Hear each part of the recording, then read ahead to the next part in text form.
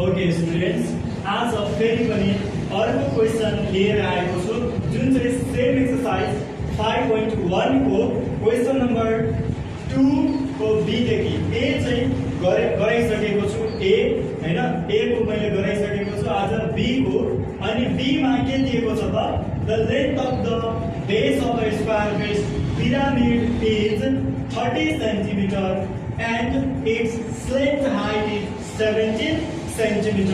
Find the lateral surface area.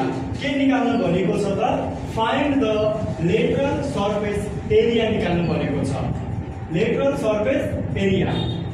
So यसमा दिएको के दिएको छ त, length of the base of square based pyramid हैन, जुन चाहिँ स्क्वायर बेस्ड पिरामिड को लेन्थ के दिएको छ त, बेस को लेन्थ दिएको छ, ए दिएको छ, स्लेन्ट हाइट एल दिएको छ 17 सेन्टिमिटर, र निकाल्नु के छ त, लेटरल सर्फेस एरिया एलएसए निकाल्नु छ। अनि एलएसए को फर्मुला त थाहा होला, एलएसए को फर्मुला के छ त, एलएसए इक्वल टू 2AL, अनि 2 इन्टु ए हाम्रो कति छ त, 30 centimetre. So 30 centimetre into slant height 7 गरेर के गर्छ त, यहाँ लेख्छ।